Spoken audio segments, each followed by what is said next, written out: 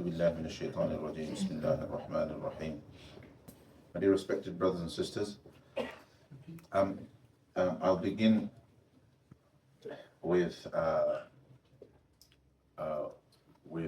the customary and the sunnah advice of the Prophet ﷺ in khutbas, that we all commit to taqwa, which is fearing Allah subhanahu wa ta'ala out of mindfulness of Him. And Umar ibn Abdul Aziz rahmatullahi alayhi once famously said that taqwa isn't that a person does a high number of nawafil. I'm paraphrasing what he said, that a person does a high number of nawafil at night and fasts a long day during the day, does all of these extra optional ibadah, but in between there is confusion, right? But rather, taqwa is that a person fulfills that which is obligatory in the deen and avoids those things that are haram in the deen. But ultimately, the bottom line in taqwa is that a person fulfills their obligations of the deen, and this is the minimum that I must commit to and that we all must commit to. So, moving on from that, today's topic. I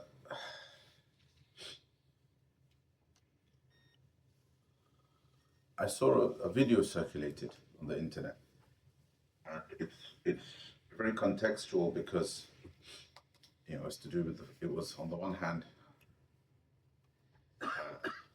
it was a particular interaction between the far right and Muslims. A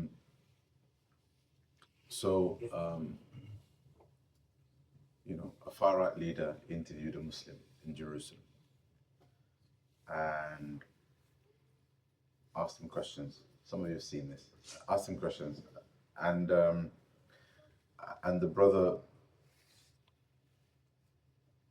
brother said things. Now, discussing the video and what was said isn't my point. I'm going to frame it as follows. The brother said things that expressed his personal Muslimness. Okay, just listen to what I'm saying for a second. He expressed his personal Muslimness, right? But spoke of it as though his personal Muslimness was Islam. He represented his personal Muslimness as Islam, right? And this idea of Muslimness is something that thinkers, writers, and academics have recently coined. The idea of people's personal and subjective expressions of Muslimness, how Muslims are in the way that they live in real life, in societies, in communities, in our interactions, right? That is our Muslimness, and that means that it sometimes beautifully accords with Islam, right? That our Muslimness, sometimes our Muslimness and our Islam, they're in I wouldn't say perfect harmony, but they're in good harmony, right? We can see how they come together. You could say that our attendance here in Jum'ah, in congregation, in large numbers, is both an expression of our Islam and an expression of our Muslimness, and they both marry nicely and strongly together. But sometimes they clash. Okay? And in this situation, they clashed in a direct attempt at trying to very publicly and authoritatively represent Islam and the Muslim community to a bigot, right? Who, with millions of followers, who basically has been milking it ever since. Right? So I want to reflect on how the contradictions play out and what the dangers are. So first and foremost, I'll skip straight to the danger. The danger is Islam, or our, our expression of Islam is only and always when we do something as a Muslim, and that something authentically agrees with what is normative in Islam, right? And by that I mean the normal accepted practices of Islam, of the teachings of the Prophet Muhammad sallallahu alaihi wasallam, and ideally in their fullest breadth. In their fullest breadth. What that means is authentic expressions of Islam, especially brothers and sisters in our context. I'm trying to word this carefully so we all understand it. Especially in our context, authentic expressions of Islam are not how some of us choose to be Muslims within the confines of a particular interpretation, right? Or within the confines of a particular madhab, or within the confines of a particular ideology or movement, or valid, remember I'm not talking about anything invalid here, or valid cultural expression. For example, something that is Islamically valid, but it's very Pakistani, that the Arab Muslims are particularly familiar with, right? Or something very characteristically Arab that the Bengali Muslim isn't familiar with. But you can see its connection. You can see that it falls within the broader principles of Islam and the parameters of Islam, right? But however, they are not common between those two people. They are not common between those two expressions. You can think about the way some of us get married. You can think about our food and diet and the way we cook our foods, and many other expressions that fall within the parameters of Islam, within the purview of Islam, fall within the principles of Islam, and therefore are valid. But they are not commonly shared. Meaning the Muslims of Europe who have their own distinct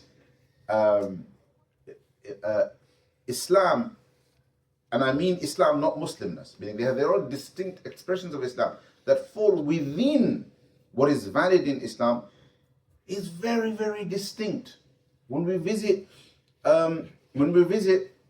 Muslim countries, it's very different, right?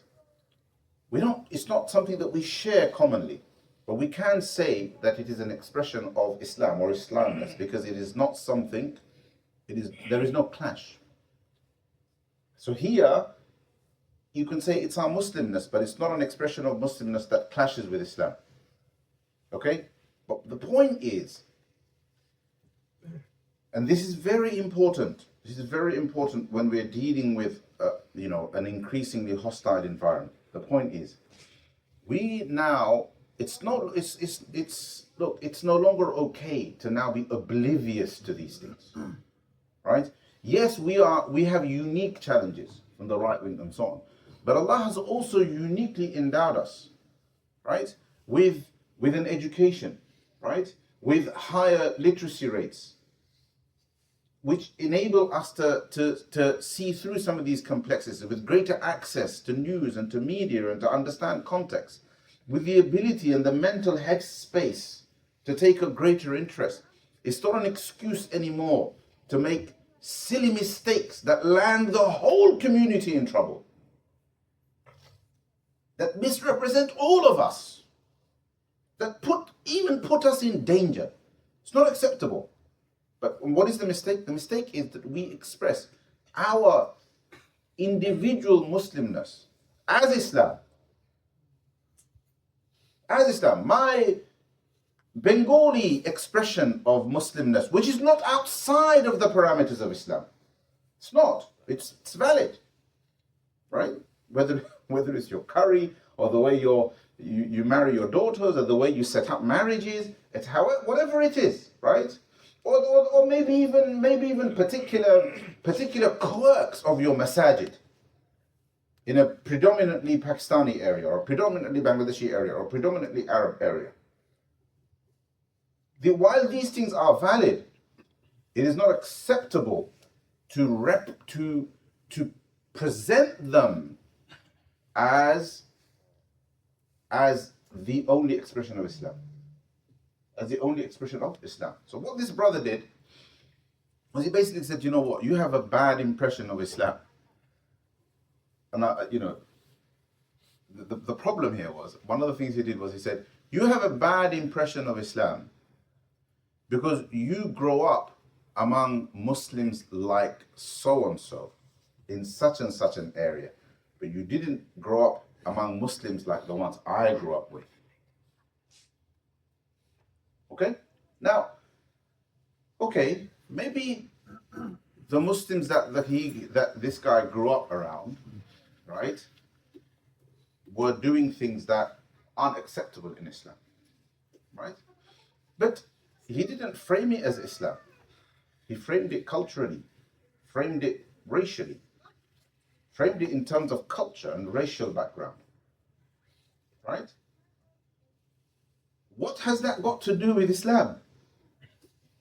But somehow, this right-wing bigot has got the wrong impression of Islam because he grew up with a different group of Muslims.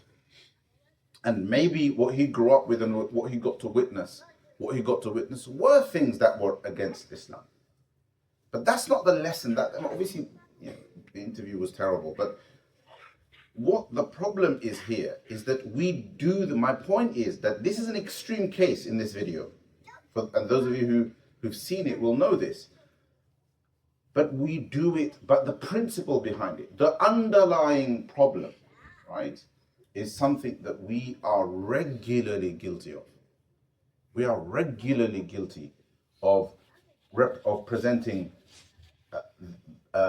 Bengali Muslimness as Islam, of Pakistani Muslimness as Islam, without qualification, without clarification, without engaging in intelligent conversation, which, by the way, somebody that you're trying to give dawah to, or you're somebody that you're trying to have dialogue with deserves. They don't deserve the misrepresentation that you are about to put them through. They don't deserve the confusion that you are about to put them through as a result of your poor articulation. You've got to do better. Now, we do it all the time. Okay. Sometimes, and this is, so far, I've dealt with this issue in the case of, valid expressions of Muslimness, right? Well, there's no contradiction. And then there's times when our expression of Muslimness, my personal expression of who I am as a Muslim, my cultural expression of who I am as a Muslim, sometimes, children, Assalamu alaikum. You guys okay? You guys are giving a khutbah as well. Okay, come on, stay quiet. All right. Sometimes our personal expression of Muslimness is an expression of the haram. Is an expression of flagrant disobedience of Allah subhanahu wa ta'ala. Is an expression of deep-rooted deep-rooted nationalism or asabiyya, even racism, or even a very particularly obvious expression of Western feminism, right? And we represent it as Islam. It's Islam because it's me. It's, there's something deeply egotistical about it as well. I'm a Muslim. Look, Muslims are like me as well. So, why should you have a problem with us? But what you do when you do that with your particular expression of Muslimness, it could be, it could be somebody who doesn't pray at Salah time, right? Doesn't pray at Salah time. Could be somebody who's okay to Deal with interest. Okay, so I recently bought these real life examples of the impression we create, right, in the dawah space. What I mean is among non-Muslims. So I was buying a product that was referred to me by somebody else in the community, and it was expensive. I couldn't afford it, but I had to get it in installments. But it had to be interest free, right? And this particular product was interest free. So the salesman visits my house, and we get into it. And this is my opportunity to give a bit of da'wah in my own, soft da'wah in my own way. We get into the conversation, and he's talking me through the nuances of his engagement with the Muslim community, right? He's talking about how, I know it's a big deal, not accepting interest, etc., etc. But obviously, I'm not saying that's you, but obviously I deal with a lot of Muslims who I sell my interest products with as well, and so on and so forth. Yeah. And he's showing me how, you Muslims, you do it all, right? You do it all. I know you all do it all, but... And I have to kind of try to express this I have to explain this to him in a nuanced way without necessarily throwing my fellow brothers and sisters under the bus. They're an evil bunch, that lot, who get interest-bearing products or something like that. No, right? But the point is, there is a simple logic to this. By the way, that logic is so deeply important in Islam that it is the line between Islam and Kufr. And that logic is, young man, I didn't say that to him, but he's much younger. Young man, you have Christians, right, who believe in their faith, yes, and practice it. And you have Christians who believe in their faith and don't practice it, right? Or at least don't practice it fully. Or choose to practice it in some things, choose to practice it in other things. Choose to follow some prohibitions, don't choose to follow other prohibitions. Okay? We have the same among Muslims. Do you understand? What I can't do is articulate the Muslimness, in this case, doing something haram, right? The Muslimness of my fellow brothers and sisters, whether that is dealing in interest, whether that is dealing in alcohol, right? Whether that is not wearing the hijab, right? I cannot explain that as valid expressions of Islam. I cannot. That is a gross misrepresentation of Islam. A gross misrepresentation of Islam. And it throws Muslims who are trying to practice their deen in very difficult circumstances, sisters who are trying to wear the hijab in really difficult circumstances, it throws them under the bus. Okay? And what do I mean about this line between Islam and Kufr? To accept that something that I am doing as a person, which is against Islam, is not okay. Even though I have completely normalized it. It's my life. It's part of my life. Whether it's I'm not comfortable with the hijab, or whether it's my whole life is around a haram income. To deeply accept the fact that no matter how normalized it is in my life and in my family's life and in my relatives' life and in my friend's circle, it is haram and unacceptable in the eyes of Allah subhanahu wa ta'ala, and I must make tawbah. That acknowledgement is a fundamental tenet of Iman.